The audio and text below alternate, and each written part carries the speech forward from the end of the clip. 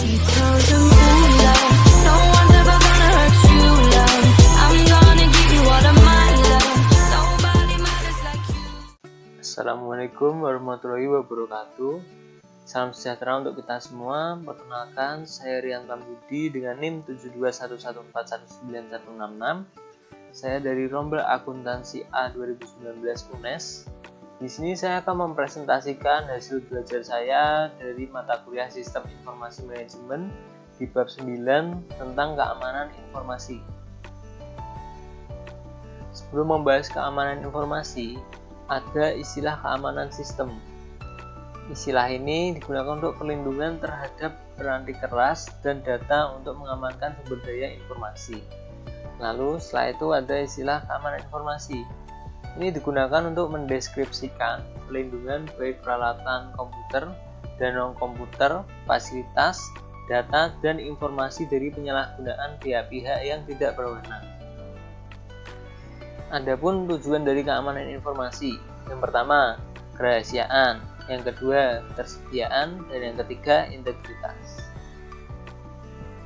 Lalu, saya akan membahas tentang manajemen keamanan informasi. Manajemen keamanan informasi atau ISM ini adalah aktivitas untuk menjaga agar sumber daya informasi tetap aman. Lalu ada manajemen keberlangsungan bisnis. Ini adalah aktivitas untuk menjaga agar perusahaan dan sumber daya informasinya tetap berfungsi setelah adanya bencana. Adapun pihak-pihak yang bertanggung jawab tentang keamanan informasi yaitu ada Direktur Keamanan Informasi Perusahaan atau CISSO. Ini adalah anggota dari unit sistem informasi yang bertanggung jawab atas keamanan sistem informasi perusahaan tersebut.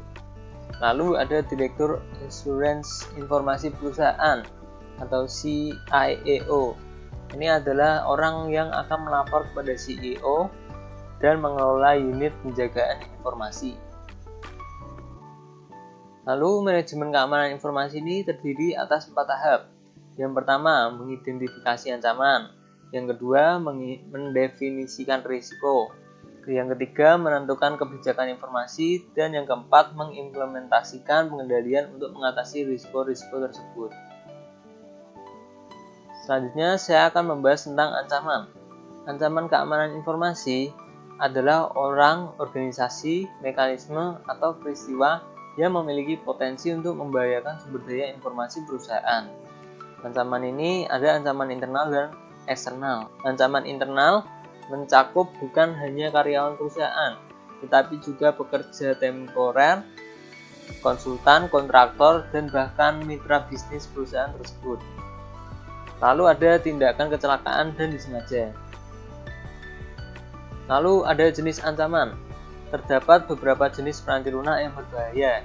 Yang pertama ada virus, yang kedua ada worm, yang ketiga ada Trojan horse, yang keempat ada adware, dan yang kelima ada spyware. Selanjutnya saya akan membahas tentang risiko. Risiko keamanan informasi atau information security risk adalah potensi output yang tidak diharapkan dari pelanggaran keamanan informasi oleh ancaman keamanan informasi. Adapun jenis risiko keamanan informasi.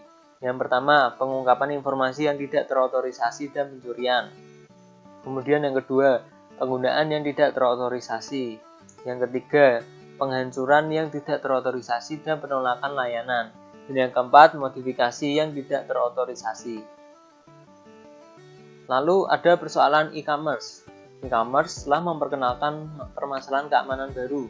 Masalah ini bukanlah perlindungan data, informasi, dan peranti lunak, tetapi perlindungan dari pemalsuan kartu kredit. Untuk mengatasi masalah ini, perusahaan kartu kredit telah mengimplementasikan program keamanan untuk kartu kredit e-commerce. Yang pertama, ada kartu kredit sekali pakai. Kemudian yang kedua, ada praktik keamanan yang diwajibkan oleh Visa. Ada 10 praktik di sini, saya akan membacakan sebagian. Ada memasang dan memelihara firewall, kemudian memperbarui keamanan, melakukan enkripsi pada data yang disimpan, dan lain-lain. Kemudian, Visa juga mengidentifikasi 3 praktik umum yang harus diikuti oleh retail. Yang pertama, menyaring karyawan yang memiliki akses terhadap data. Yang kedua, tidak meninggalkan data dalam keadaan tidak aman. Lalu yang ketiga, menghancurkan data jika tidak dibutuhkan lagi. Selanjutnya, saya akan membahas tentang manajemen risiko. Manajemen risiko adalah strategi untuk mencapai keamanan informasi. Risiko dapat dikelola dengan cara mengendalikan atau menghilangkan risiko atau mengurangi dampaknya. Pendefinisian risiko ini terdiri atas 4 langkah. Langkah yang pertama, identifikasi aset-aset bisnis yang harus dilindungi dari risiko. Kemudian menyadari risikonya. Yang ketiga, menentukan tingkatan dampak pada perusahaan jika risiko benar-benar terjadi. Dan yang keempat, menganalisis kelemahan perusahaan tersebut. Lalu ada kebijakan keamanan informasi. Ada 5 fase implementasi kebijakan keamanan. Yang pertama, inisiasi proyek. Kemudian yang kedua, penyusunan kebijakan. Yang ketiga, konsultasi dan persetujuan. Yang keempat, kesadaran dan edukasi. Dan yang kelima, penyebarluasan kebijakan. Lalu ada pengendalian. Pengendalian ini adalah mekanisme yang diterapkan baik untuk melindungi perusahaan dari risiko atau untuk meminimalkan dampak risiko tersebut pada perusahaan jika risiko tersebut terjadi. Ada 3 kategori pengendalian. Yang pertama, pengendalian teknis, yang kedua pengendalian formal, dan yang ketiga pengendalian informal.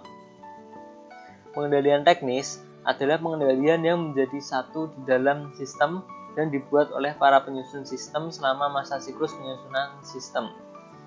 Di dalamnya ada pengendalian akses, yang adalah dasar untuk keamanan melawan ancaman yang dilakukan oleh orang-orang yang tidak diotorisasi. Ada 3 tahap yang dilakukan pengendalian akses. Yang pertama, identifikasi pengguna. Yang kedua, autentikasi pengguna, dan yang ketiga, otorisasi pengguna. Lalu ada juga sistem deteksi gangguan. Logika dasar dari sistem deteksi gangguan ini adalah mengenali upaya pelanggaran keamanan sebelum memiliki kesempatan untuk melakukan perusakan. Kemudian ada firewall. Firewall ini berfungsi sebagai penyaring dan penghalang yang membatasi aliran data ke dan dari perusahaan tersebut dan internet. Ada 3 jenis firewall. Firewall yang pertama itu firewall penyaring paket, kemudian firewall tingkat sirkuit, dan yang ketiga firewall tingkat aplikasi. Lalu ada pengendalian kriptografis dan ada pengendalian fisik. Perusahaan dapat melaksanakan pengendalian fisik hingga pada tahap tertinggi dengan cara menempatkan pusat komputernya di tempat yang jauh dari kota dan jauh dari wilayah yang sensitif terhadap bencana alam. Lalu ada meletakkan pengendalian teknis pada tempatnya. Perusahaan biasanya memilih dari daftar ini dan menerapkan kombinasi yang dianggap menawarkan pengamanan yang paling realistis. Selanjutnya saya akan membahas tentang pengendalian formal. Pengendalian formal ini mencakup penentuan cara berperilaku, dokumentasi prosedur dan praktik yang diharapkan, dan pengawasan serta pencegahan perilaku yang berbeda dari panduan yang berlaku. Lalu ada pengendalian informal. Pengendalian informal ini mencakup program-program pelatihan dan edukasi serta program pembangunan manajemen. Lalu di sini ada mencapai tingkat pengendalian yang tepat.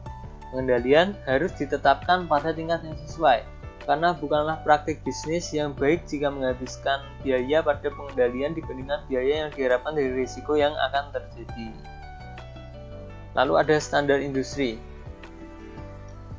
The Center of Internet Security atau CIS adalah organisasi nirlaba yang didedikasikan untuk membantu para pengguna komputer guna membuat sistem mereka lebih aman. Bantuannya diberikan melalui 2 produk. Yang pertama, CIS Benchmark, dan yang kedua, CIS Scoring Tools. Lalu ada sertifikasi profesional. Mulai tahun 1960-an, profesi TI mulai menawarkan program sertifikasi. 3 contoh diantaranya yaitu Asosiasi Audit Sistem dan Pengendalian, yang kedua Konsorsium Sertifikasi Keamanan Sistem Informasi Internasional, dan yang ketiga Institut SENS. Lalu, meletakkan manajemen keamanan informasi pada tempatnya. Perusahaan harus mencanangkan kebijakan manajemen keamanan informasi sebelum menempatkan pengendalian. Selanjutnya, saya akan menjelaskan tentang manajemen keberlangsungan bisnis. Manajemen keberlangsungan bisnis ini adalah aktivitas yang ditujukan untuk menentukan operasional setelah terjadi gangguan sistem informasi. Ada rencana darurat. Ini menyebutkan cara-cara yang akan menjaga keamanan karyawan jika bencana terjadi. Cara-cara ini mencakup sistem alarm, prosedur evakuasi, dan sistem pemadaman api. Lalu ada rencana cadangan. Pengaturan agar fasilitas komputer cadangan tersedia seandainya fasilitas yang biasa hancur atau rusak sehingga tidak dapat digunakan. Cadangan dapat diperoleh melalui kombinasi redundansi, keberagaman, dan mobilitas. Lalu ada rencana catatan penting.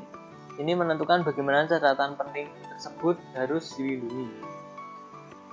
Baik, sekian presentasi dari saya. Mohon maaf jika ada kesalahan dan kekurangan. Semoga ilmunya dapat bermanfaat bagi kita semua. Terima kasih. Wassalamualaikum warahmatullahi wabarakatuh.